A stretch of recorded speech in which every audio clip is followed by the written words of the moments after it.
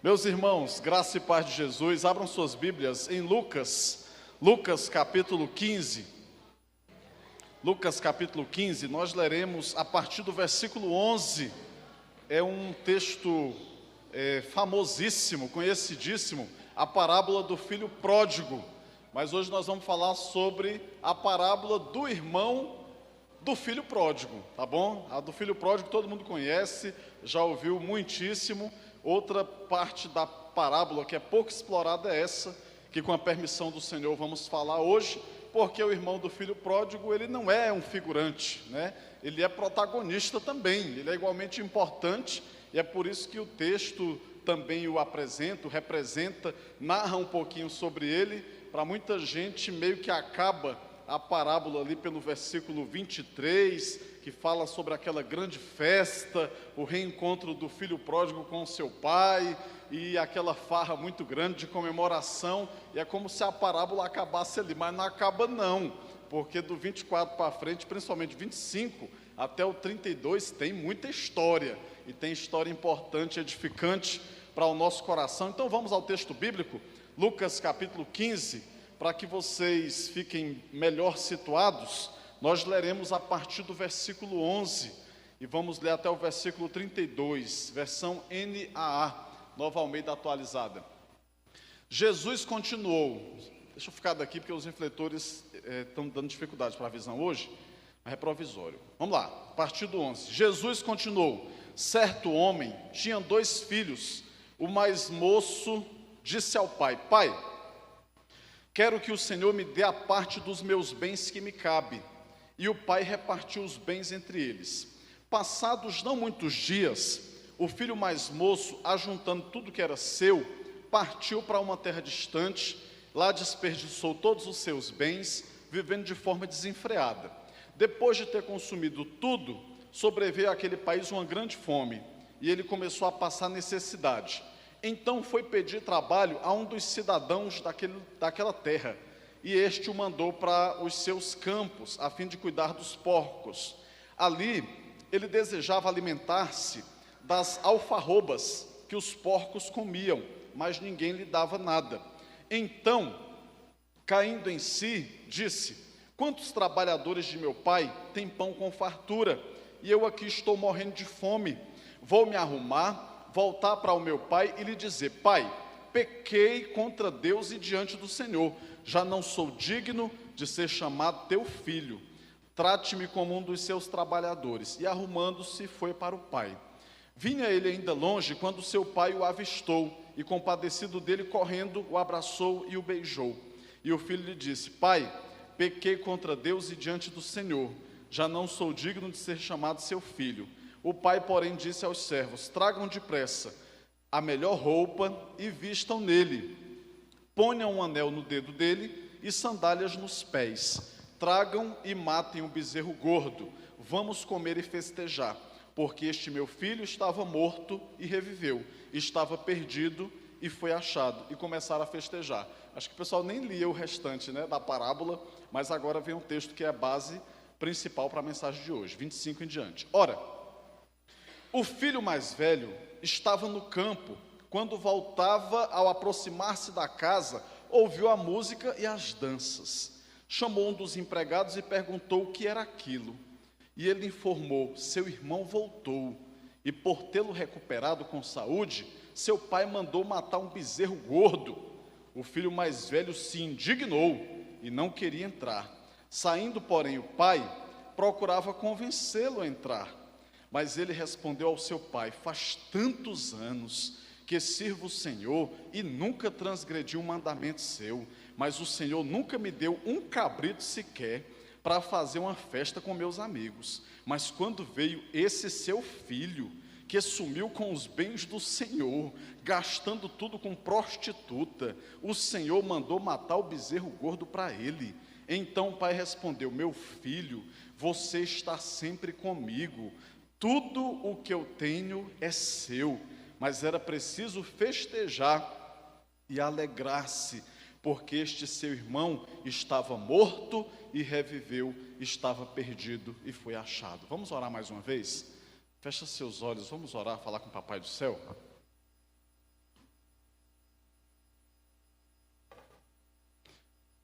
Senhor nosso Deus e Pai, mais uma vez estamos aqui diante da palavra santa e infalível do Senhor, e suplicamos que o Senhor fale ao coração de todos e de cada um que está presente aqui. Abre, papaizinho, abre o nosso olhar, para que vejamos as maravilhas da Tua palavra. Fala ao coração de todos os Teus filhinhos que estão aqui. É a nossa oração em nome de Jesus, amém. O que nós podemos aprender com o irmão do filho pródigo? Pelo menos 3 lições. A primeira delas está concentrada entre os versículos 25 e 27. A casa do pai é lugar de perdão e recomeços. A casa desse pai que está descrita aqui na parábola é como se fosse um tipo de simbologia, mas é um paralelo, porque representa a casa de Deus, representa a igreja do Senhor. A igreja do Senhor é e tem que ser sempre, entenda isso de uma vez por todas, um lugar de recomeços. É um lugar para que você possa recomeçar. É o local da Betesda, o lugar da misericórdia, é o lugar da restauração, é o lugar onde mesmo aqueles que tropeçaram, aqueles que transgrediram a lei, aqueles que quebraram o pacto, que quebraram a aliança, aqueles que foram injustos, aqueles que tiveram um coração duro, poderão voltar, poderão encontrar portas abertas, poderão encontrar restauração. Baruch lançou recentemente uma música e o título dela é Casa. Há lugar na casa, há perdão na casa. Quando estamos juntos, nosso encontro é casa de Deus Pai, e é isso mesmo. Bota na sua cabeça de uma vez por todas que a casa do Pai é aquela casa que, por mais que todas as outras portas estejam fechadas, aquela casa estará de portas abertas para te receber. Independentemente do que você tenha feito, da vida pregressa, da vida que ficou para trás, das alianças que você tenha quebrado, quando o arrependimento sincero bater no seu coração, quando a ficha cair, e você entender e discernir que fez aquilo que era errado, mas o arrependimento tomar conta do seu coração, acredite nisso com todas as suas forças, você tem para onde voltar, você tem a casa do seu Pai para voltar, você tem a casa de Deus, porque Ele te ama e Ele não rejeitará um coração arrependido, é o que diz a palavra do Senhor. O coração quebrantado, Deus não vai desprezar.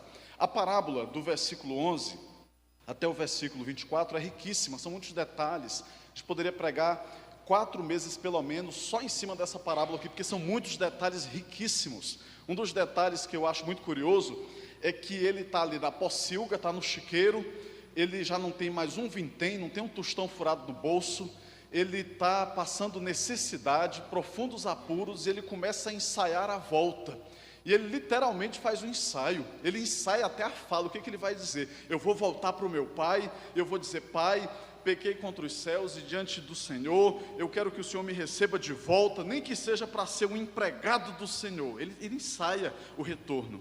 Isso me faz pensar quanta gente que já teve experiência com Deus, que já esteve na casa de Deus, que já chamou a Deus de Pai, mas se afastou, e depois essas pessoas sentem no coração desejo e necessidade de voltar, mas ficam envergonhadas, mas ficam constrangidas. Então elas não passam daquele ponto do arrependimento e do ensaio para voltar. Por quê? Porque a cabeça cria muito bloqueio. Será que ele vai me receber? Será que ele não vai me xingar? Será que ele não vai me expulsar? Será que ele não vai me esbofetear, jogar um monte de coisa na minha cara? Então muita gente perde a chance da restauração, porque não passa desses 2 níveis, que é o nível do arrependimento e o nível do ensaio, com o desejo sincero de voltar, mas não volta, mas não bota em prática aquela realidade, aquilo que deveria ser realidade, quer dizer, vou voltar para a casa do meu pai. Casa do pai é lugar de perdão, casa do pai é lugar de recomeços. Outro detalhe muito importante na fala daquele filho pródigo no seu ensaio foi assim: Pai, me aceite nem que seja como um servo, como um doulos, como um escravo. Por que ele pensa dessa forma? Porque ele pensa assim: tem que ter compensação. Eu peguei a minha parte, o meu quinhão da herança, a minha parte do espólio eu peguei, então eu já torrei tudo, não é justo, não é justo. Então muita gente que pensa em voltar para Deus, às vezes tem esse pensamento: como é que eu vou poder compensar? Como é que eu vou poder retribuir? E esse pensamento acontece por quê? Porque o conhecimento e a compreensão sobre a graça de Deus são profundamente limitados. O que é a graça de Deus? A graça é o favor imerecido. Ninguém merece. Nenhum de nós merecíamos o perdão do Senhor. O que nós merecíamos? A única coisa que nós merecíamos era a condenação, era o inferno, era a danação, a perdição total e eterna, para sempre. Mas o Senhor nos amou de maneira graciosa. A graça é o favor imerecido de Deus. Então nós não temos como retribuir, não há absolutamente nada que nós possamos fazer para merecer o amor de Deus, para merecer a salvação. Efésios diz isso: pela graça vocês são salvos por meio da fé. Isso não vem de vocês, é um presente, é um dom de Deus, e não vem das obras, para que ninguém se glorie. Você precisa entender a graça, porque a graça do Senhor Jesus pode cobrir o teu pecado, pode te abraçar a tua alma e te colocar diante de Deus como um salvo, como um remido, como um perdoado, como um restaurado pelo Senhor. O poder da graça de Deus, a graça que transforma, a graça que nos restaura, a graça que nos perdoa, a graça que nos cura. Senhor, mas o que eu posso fazer? Eu posso ir andando daqui lá para outra ponta, Santa Maria, saída sul, eu posso ir andando de joelhos. Se eu fizer isso, o Senhor me perdoa. Então quer dizer que foi andar de joelhos que foi o preço do teu perdão. Você pagou. E o que nos agonia na alma, por ser uma verdade espiritual, é que na vida a gente tem como pagar. Você quebra o carro, você vai na oficina, ele dá o preço, você paga. Você compra o serviço, você compra o buffet, você compra a roupa, você compra a formação, você compra o que quiser. Mas com Deus não existe barganha. Porque já se falou, como é que nós vamos barganhar com um Deus que não precisa de nada? Não tem preço que a gente possa pagar. Todo o nosso dinheiro vira um vil metal. Ele não tem valor nenhum, porque ele não pode comprar o perdão de Deus, não pode comprar a restauração que há em Deus, não pode comprar a graça de Deus. Então é preciso que você saiba que tudo isso é por meio da graça do Senhor. A casa do Pai é lugar de perdão, a casa do Pai é lugar de recomeços, e igreja é lugar que a gente vai e a gente volta. A gente vai, sai, mas depois você volta. Pastor Sócrates dizia, a igreja é assim, é lugar de gente que vai, gente que vem e gente que volta. Quantas histórias, quanta coisa acontece com o passar do tempo.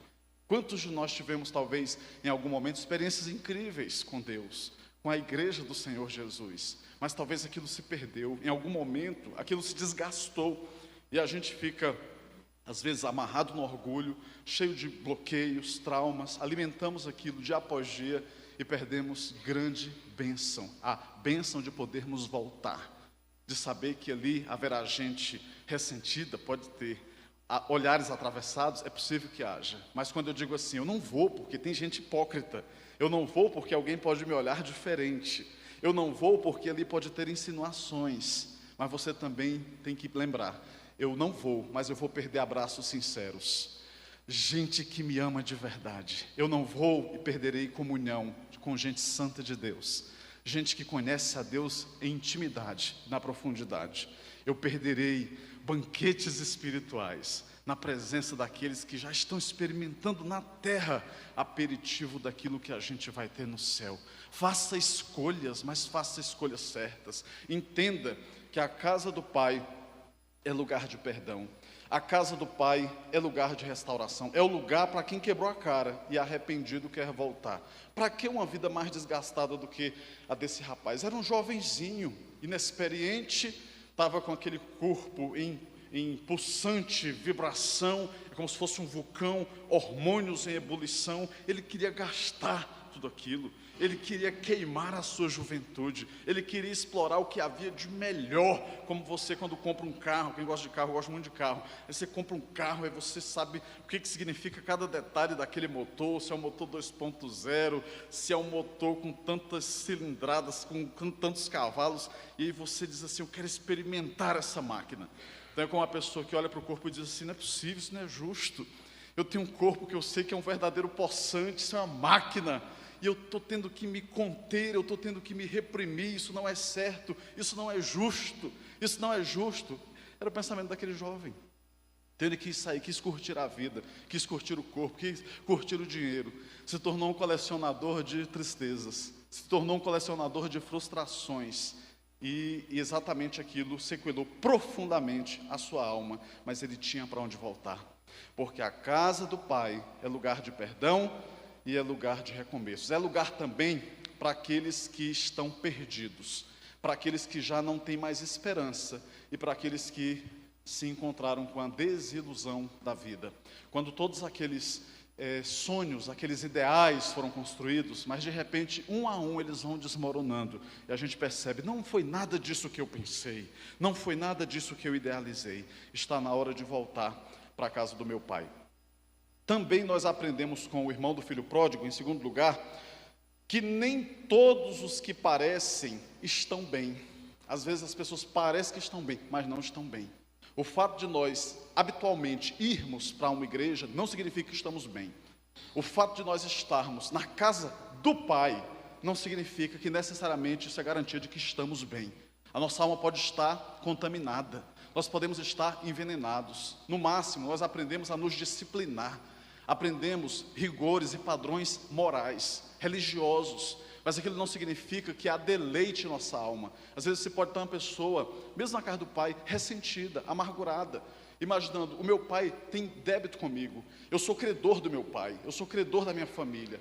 Eles deveriam reconhecer isso. Sua alma está machucada, sua alma está ferida, afugentada por tantos pensamentos de imaginar, eu estou sendo injustiçado, isso aqui não está correto, isso aqui não é justo, não pode ser assim. E vamos alimentando isso no coração. Nem todos os que parecem estão bem. Se não, vejamos os versículos de 28 a 30, e eles dizem o seguinte. Vou projetar aqui também, né? Podem ver aí que os refletores nas laterais não me deixam enxergar bem.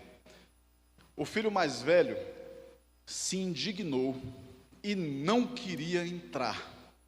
Saindo, porém, o pai procurava convencê-lo a entrar. Mas ele respondeu ao seu pai: faz tantos anos que sirvo o Senhor e nunca transgredi um mandamento seu.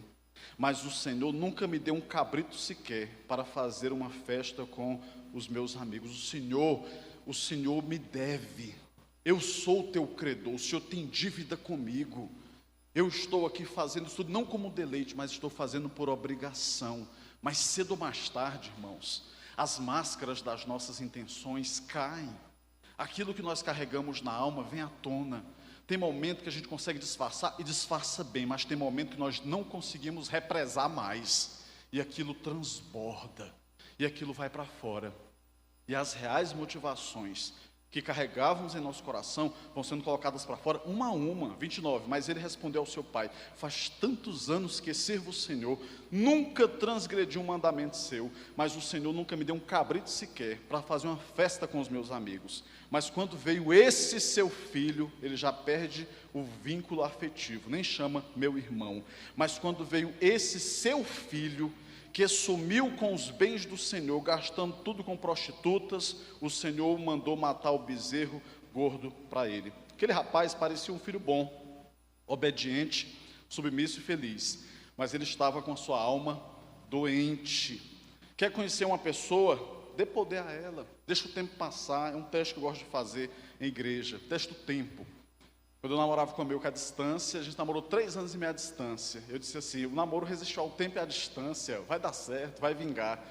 Então, às vezes, as pessoas chegam na igreja, e aí, quem me conhece, minha filosofia ministerial, eu sou muito cauteloso, eu gosto de dar tempo, eu gosto de dar tempo para conhecer as pessoas, quem elas são quando a gente diz um não, quem elas são quando são contrariadas, quem elas são. Entendeu? No primeiro contato, geralmente aquele verniz, ele está vivo, ele é bonito, é fácil, é atraente, é palatável, é agradável. Mas e quando as tensões vêm, as contrariedades vêm, quando a pessoa fica desgostosa com alguma coisa, como é que ela reage? Como é que a pessoa reage quando está embriagada? Uma das vantagens do álcool é essa, né? Das poucas vantagens do álcool. Quando o álcool entra, a verdade sai. Então, é uma forma de botar para fora a verdade. Quanta gente que mostra aquele coração, que às vezes é um coração raivoso, ficam agressivos. Outros parece que assumem outra natureza quando estão embriagados. Por quê? Porque aquilo vai mostrando quem elas são de verdade. Outra coisa, dinheiro. Quanta gente que às vezes parecia um cordeirinho, teve acesso a dinheiro, mudou completamente. Aí tem gente que fala assim, parece que o dinheiro subiu para a cabeça. Por quê? Parece que não sabia lidar com aquilo. Ela mudou por causa do dinheiro. Não, o dinheiro possibilitou que ela mostrasse quem ela realmente era. Dizem que é um dos testes de personalidade e caráter, de poder nas mãos da pessoa. Quando ela tem acesso ao poder, ela mostra quem realmente ela é. Alguns às vezes se tornam tirânicos, possessivos, dominadores, quando tem acesso ao poder, aquele arroubo da grandeza e do poder, formas de demonstrar aquilo que carregamos e disfarçarmos tão bem dentro do nosso coração. Então, como eu tenho falado para vocês, é um teste que eu faço, gosto de dar tempo para conhecer as pessoas e ver quais são as atitudes e reações delas diante das mais variadas situações. Numa mensagem recente eu preguei aqui para os irmãos, falando sobre Caim e sobre Abel. Até então parecia uma família muito saudável, muito equilibrada, uma família padrão. Mas de repente, no ambiente de culto, um culto feito de qualquer maneira, termina no primeiro homicídio que se tem notícia na face da terra, registrado na Bíblia, que é o homicídio dentro da família de Adão e Eva pelos seus filhos Caim e Abel. Um culto feito de qualquer jeito faz com que o irmão se enfureça contra o outro, por inveja, por um sentimento de orgulho profundo, e aquilo cria capilaridade na alma, ele vai e mata o seu próprio irmão. É possível que isso aconteça com todos nós temos essa fraqueza incubada em nosso coração, e temos que ter cuidado com isso. A Bíblia diz, de tudo que você deve guardar, guarda o seu coração, porque dele procedem as saídas para a vida. O filho parecia que estava bem, era um filho moral, era um filho que tinha uma vida íntegra e podia ser até admirado e elogiado. Teve 2 filhos, um era um vagabundo, foi para o mundo, foi zanzar por aí, o outro ficou dentro de casa. Isso aqui é filho, isso aqui é padrão de filho. Mas só Deus que faz a ressonância da nossa alma. Só Deus que conhece quem nós somos por fora e por dentro. A Bíblia diz que Deus não vê como o homem vê, porque o homem vê o exterior, mas Deus vê o coração. Então Deus sabe tudo o que se passa em nosso coração, quais são as nossas intenções. Deus conhece muito bem. Deus sabe se às vezes, aparentemente, pelo verniz que a gente demonstra para quem está fora, nós estamos ali no eixo, no padrão, mas Deus sabe, você tem que ser tratado, você tem um coração que precisa se arrepender. Seu coração é como uma esponja que está sugando o que não presta, está sugando e absorvendo a vaidade, o orgulho, e você está dando espaço para que dia a dia o mal inocule no seu coração o que não presta, o que te adoece, o que te faz mal. O sentimento é o sentimento da autojustificação. O pastor Shedd, explicando esse texto, Russell Shedd, ele definiu dessa forma: esse é o problema da autojustificação, é de nós acharmos que alcançamos o padrão adequado e que não temos mais nada do que nos arrepender. Talvez se fosse feito essa pergunta aqui, quando você fosse chegando e fizesse uma pesquisa com todos, você tem algo do que precisa se arrepender? Talvez todos disséssemos não. Não tenho nada pelo que preciso me arrepender. Não matei ninguém, não roubei ninguém, porque a gente pensa em coisas que consideramos maiores. Mas você sentiu inveja de alguém? Você se sentiu envaidecido e orgulhoso por alguma razão? Você está com essa sensação em relação a Deus, a sua igreja, a sua família, de que você está sendo injustiçado, de que tem gente com débito com você? Então, são pensamentos que a gente tem que colocar debaixo da avaliação. É o problema da autojustificação. Quando não conhecemos nem reconhecemos nossa condição e nos achamos melhores do que as outras pessoas. Aí ele cita um exemplo, nos estudos escritos por ele. Ele fala que na Irlanda tem a Catedral de Dublin, e ele fala que lá tem, em frente ao púlpito, tem a cadeira, até procurei a imagem na internet para mostrar para vocês, em frente ao púlpito da pregação, Catedral de Dublin, na Irlanda, tem uma cadeira que está ali numa catedral centenária. Ela é chamada cadeira do arrependimento. Ele perguntou quando foi lá: o que significa essa cadeira? Essa é a cadeira do arrependimento. O que significa isso? Significa que alguém que reconheça que tem algo pelo qual precisa se arrepender, ela vai se sentar nessa cadeira, e aí todos os irmãos da igreja vão vir orar para a pessoa para ela poder se arrepender. Ele diz que acha que tem mais ou menos uns 100 anos que ninguém se senta naquela cadeira. Porque a gente é terrível, irmãos. Nós temos a impressão que não temos nada pelo que devemos nos arrepender. Como é que eu vou ter pelo que me arrepender? Se eu estou vindo para a igreja toda quarta, se eu estou participando de todos os eventos, se eu estou vindo domingo, à noite, se eu sou dizimista e participo disso, daquilo, eu não tenho pelo que me arrepender. Mas como é que está esse coração? Como é que estão os teus sentimentos? O que está passando aí dentro dessa cachola? O coração do homem é a terra que ninguém anda. Então você tem que sondar seu coração. E se disser, não, o som dele não tem nada, então faz o que o salmista fez, o exercício. Senhor, vê se há em mim algum caminho mau e me guia pelo caminho eterno do Senhor. Sonda, Senhor, sonda e conhece o meu coração. Tu sabes, Senhor, os meus pensamentos. Sonda no sentido de um sonar. Um avião tem poderios militares, como os Estados Unidos, acho que o Brasil também deve ter, aviões sonares. Aí vai varrer o mar, quando cai, por exemplo, um avião ou submarino se perdeu, aí o avião sonar, ele passa.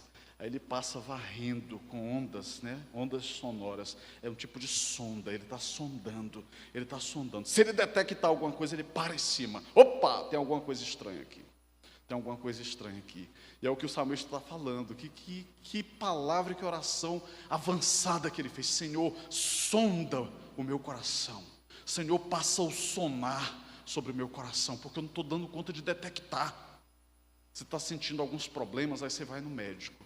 Aí ele faz a consulta clínica.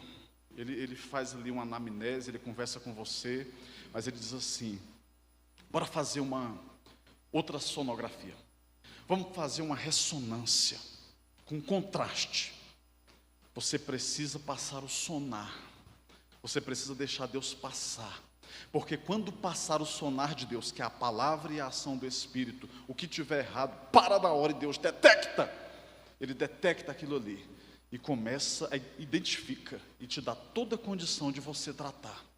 Aí Deus mostra assim: aqui nesse coração tem mágoa, nesse coração tem perdão que não foi liberado ainda. Esse coração está brincando com o perigo do orgulho. Esse coração está brincando com o perigo da vaidade. Esse coração tem que ajustar isso e isso e isso. Carros mais modernos fazem isso, né? Conecta o computador, ele faz a varredura e aí detecta qual é a parte que tem uma disfunção, uma anomalia, alguma coisa errada, que está fora do eixo. Vai em cima e detecta. Temos que ter coragem de colocar-nos diante de Deus e dizer: Senhor, sonda-me e conhece o meu coração. Vê se há em mim algum caminho mau e me guia pelo caminho eterno do Senhor. Todos esses aqui que tentaram avaliar, não deu certo, porque a nossa avaliação é limitada. A nossa avaliação é precária. Pastor, mas eu tenho como tentar fazer? Tem, claro, porque se você sentar com a Bíblia aberta e pedir a iluminação do Espírito Santo, começar a ler a Bíblia, você vai detectar imediatamente um monte de erro no seu coração e na sua alma, que tem que ser mudado. Quando um homem de Deus, uma mulher de Deus, abre a Bíblia e vai para a Bíblia, Deus fala ao seu coração. Eu estou orando, pastor, há tanto tempo, dizendo assim: meu Deus, fala comigo, Deus não está falando nada. Abra a Bíblia então e faça o teste. Abra a Bíblia, ore e peça: Senhor, fale ao meu coração. Deus vai falar ao seu coração. Você está aqui ouvindo a voz de Deus, porque a palavra de Deus está sendo pregada. São formas de Deus falar ao nosso coração. Em terceiro e último lugar, o que nós podemos aprender com o irmão do filho pródigo? Nós podemos também aprender com ele, em terceiro lugar, que a compreensão sobre a graça pode curar o nosso coração. A compreensão sobre a graça de Deus pode curar o nosso coração. Versículos 31 e 32. Então o pai respondeu: meu filho, você está sempre comigo. Tudo o que eu tenho é seu. Mas era preciso festejar e alegrar-se, porque este seu irmão estava morto e reviveu, estava perdido e foi achado. Veja, olha a disparidade entre um e outro. Enquanto o filho mais novo, ele enxergou a herança do pai com um olhar de águia, como se botasse uma lupa e sabia até os detalhes do que ele tinha de direito, o outro não estava enxergando nada. Enquanto um conseguia ver toda a riqueza e tudo aquilo que o pai tinha, o outro não conseguia enxergar nada. Um filho estava dentro da casa do pai e não sabia que tudo aquilo estava à sua disposição a vida inteira. Quantos de nós estamos na casa do papai do céu, às vezes passando fome diante do banquete, porque nós não conseguimos enxergar a riqueza daquilo que Deus tem para nós, os manjares que Deus tem para nós. Tem cabrito gordo à disposição, tem coisa que vai saciar nossa alma, está tudo à nossa disposição, a gente não consegue ver, porque às vezes estamos completamente cegos pela amargura, pelas mágoas, pelo ressentimento, pela tristeza, pelo senso de autojustificação, e não conseguimos experimentar a beleza que é pertencer a Cristo, estar na presença do Senhor. Às vezes estamos reclamando e lamuriando pelo que não temos, e nem imaginamos às vezes que resmungar e você ficar se lamuriando, isso é um pecado. O povo que estava peregrinando no deserto, eles reclamavam tanto que Deus fez com que eles tombassem pelo deserto. Deus diz assim: eu jurei que eles não entrarão no meu repouso, e Deus fez com que todos eles, aproximadamente 2,5 milhões de pessoas, tombassem no deserto, não entrassem para experimentar a Canaã, a terra prometida. Por quê? Por causa de murmuração. Murmuração é pecado. Quando nós não conseguimos reconhecer, identificar aquilo que nós possuímos, aquilo que nós temos. E esse irmão chega, esse filho chega, ele desabafa diante do pai, ele vomita em cima do pai, toda a sua mágoa, toda a sua amargura. Isso é um problema sério. A gente tem a vida toda para falar, a gente só quer falar na hora que está magoado, na hora que está triste. Por que ele não conversou com o pai antes? Pai, eu posso ter acesso a isso aqui? É um erro nosso. Por isso que casamento desmorona, por isso que relações interpessoais se quebram e as pessoas não conseguem mais conviver. Porque a gente não consegue ter transparência, a gente não consegue falar o que tem que ser falado na hora adequada. Eu fiz esse exercício comigo que nos ajudou muito no casamento. A gente tinha aquela tendência natural do ser humano que só queria falar na hora que estava com a cabeça quente. Aí eu aprendi com amigos, pastores bem mais maduros que eu. Aí um dia um amigo falou assim: olha, minha esposa veio conversar comigo. Eu disse: minha filha, não vamos conversar agora não vai dar certo isso aqui agora não. Eu disse: eu gostei dessa fala aí, desse jeito. Na hora que eu tiver cabeça quente, eu vou dizer: vamos deixar para depois, agora não vai dar certo, agora não vai prestar. Então, dá muito certo agora, graças a Deus. A gente diz assim: pode ser de um outro momento, que a cabeça estiver mais fria.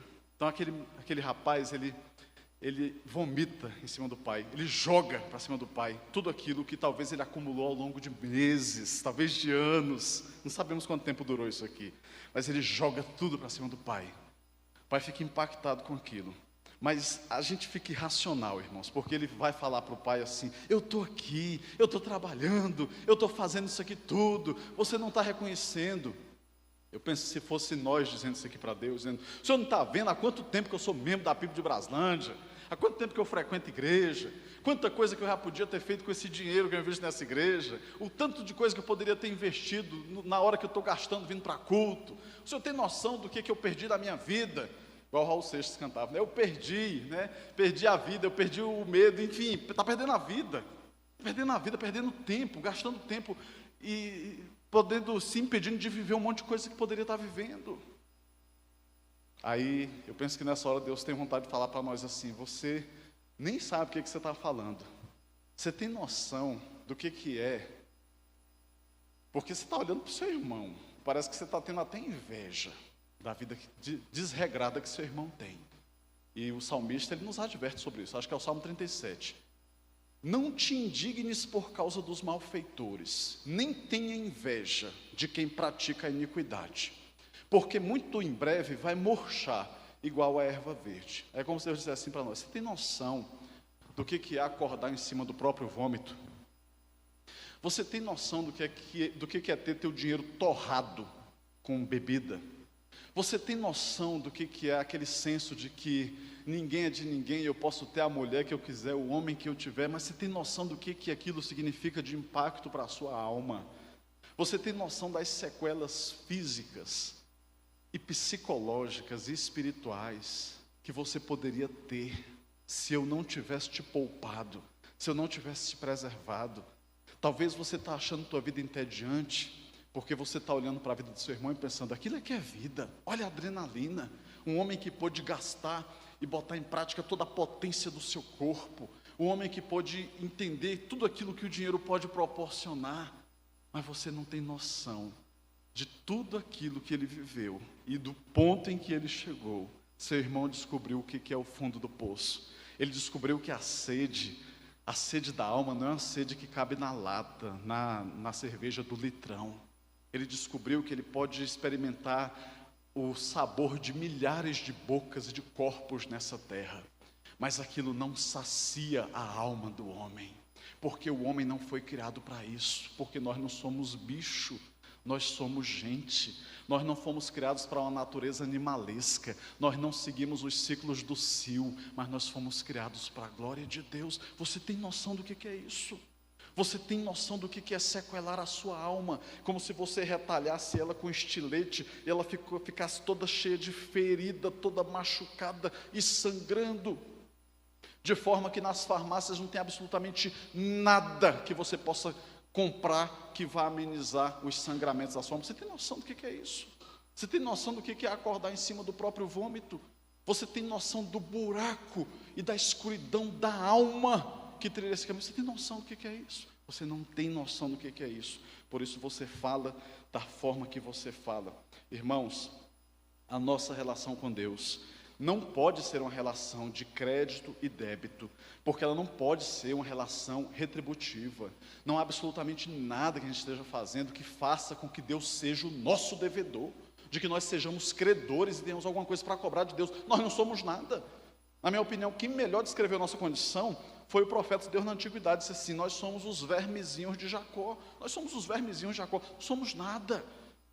Quem é que nós somos, irmão? Nós não somos nada para cobrar qualquer coisa do Senhor. E Deus usa o apóstolo Paulo em Romanos para dizer assim: por que você julga ou despreza o seu irmão? Por que julgas ou despreza o teu irmão? Porque todos compareceremos perante o tribunal de Cristo. Cada um de nós vai dar contas de si mesmo a Deus. Então, aquele irmão, ele tinha que fazer a sua autoavaliação naquele momento, mas ele concentrou toda a sua análise em cima do seu irmão.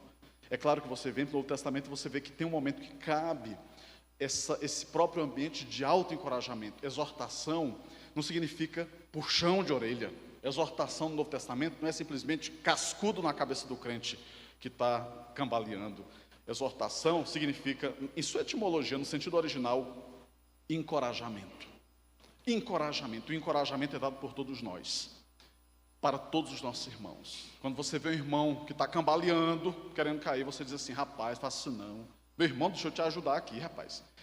Cola aqui comigo, deixa eu botar o braço aqui para te segurar, porque eu não quero que você caia não. Isso é exortação. Exortação é encorajamento, é fortalecimento. E nisso aí entra o juízo, porque você avalia e vê que a pessoa está trilhando um mau caminho, você a encoraja. Você a encoraja a permanecer firme com Jesus. Compreender sobre a graça nos faz entender do que nós fomos poupados, daquilo que Deus nos livrou, e essa vida cheia da graça do Senhor que nós podemos carregar. Quando a gente pensa, irmão, sobre essa última lição, que é a compreensão sobre a graça que pode curar nossos corações, que pode sarar nossas feridas, nós vemos esse reencontro aqui do pai com o filho pródigo. Isso aqui é completamente absurdo pela nossa lógica humana. Mas você já ouviu, porque o poeta brasileiro já falou, que o coração tem razões que a própria razão desconhece. O coração, meus irmãos, quando ele é movido pelo amor, ele é capaz de fazer coisas inacreditáveis. E a graça de Deus é o favor imerecido. Misericórdia é Deus não dar aquilo que nós merecíamos. Por exemplo, nós merecíamos o inferno e a punição. Pela misericórdia de Deus, nós fomos libertos de tudo isso. Deus não deu aquilo que a gente merecia, que era a condenação e o inferno. Isso é misericórdia. E a graça é dar aquilo que você não merece. Misericórdia é não dar o que merece, graça é dar aquilo que você não merece de jeito nenhum. E a graça de Deus é exatamente isso. E a Bíblia diz que onde abundou o pecado, superabundou a graça de Deus. Quem menos merecia foi quem mais recebeu a graça de Deus. E o Novo Testamento está encharcado de parábolas que falam sobre a graça de Deus. A parábola, várias parábolas, o credor incompassivo, o dono da seara, tudo aquilo ali está remetendo para o fato de que a graça pertence ao Senhor e Ele dá a cada um conforme Ele quer. Ele pode conceder graça, e a pessoa que está ali no leito de morte, que teve a vida inteira um coração endurecido, mas no leito de morte foi alcançada pelo Evangelho, se arrependeu dos seus pecados, entregou a vida para Jesus, morre e vai para o céu. E aquele que se converteu quando era criança, dedicou a vida inteira, 60 anos para Jesus, pode dizer assim: não é justo? Eu estou com 60 anos dedicando, esse aqui foi um fanfarrão, a vida inteira na terra e vai para o mesmo céu. É a graça de Deus. A graça do Senhor é uma graça inexplicável e todos nós somos alvo dela. Quando esse filho transgressor, esse filho que se rebela, que vai para longe, volta para a casa do pai, ele espera que o pai o puna, ele espera que o pai o insulte, ele espera que o pai o esbofeteie, o esmurre, mas o que o pai faz? O pai o abraça, o pai o beija, uma expressão que eu estou gostando de usar com vocês, compressas de ternura. Você tem uma contusão, aí você bota uma compressa, para tentar acalmar aquele machucado que você teve. E as compressas de ternura de Deus são assim para a nossa alma. Deus coloca compressas de ternura. Alguém que esperava um soco ganha um abraço. Alguém que esperava um chega para lá ganha um beijo. Alguém que esperava um monte de verdade na cara, vê o pai dizer assim, ó, faz o seguinte agora, pega aí a melhor roupa que tiver nessa casa. Pega o anel, significando, ele está recebendo de novo a dignidade de ser um filho. E pega as sandálias. Calce o meu filho, pegue o novilho, o cabrito mais cevado que tiver e vamos comemorar. Porque esse meu filho estava morto e reviveu, estava perdido e foi achado. E voltou para a casa do pai. Meus irmãos, guardem essa palavra no coração e saiam por essa cidade. Saiam por esse mundo espalhando essa boa notícia. De que na casa do pai tem perdão. De que na casa do papai tem restauração. De que Deus não contabiliza os nossos débitos. Ao coração arrependido, Deus não vai desprezar. Você pode ter sido o pior transgressor, mas se você se arrependeu dos seus pecados, e você está só os cacos, junta esses cacos e vem para a presença do Senhor, e bota tudo diante de Deus, porque Deus recebe, Deus recebe. Deus recebe o seu coração, Deus recebe a sua vida, Deus te recebe como você está. E você pode ser restaurado pelo Senhor nessa noite, por meio do arrependimento sincero, em nome de Jesus.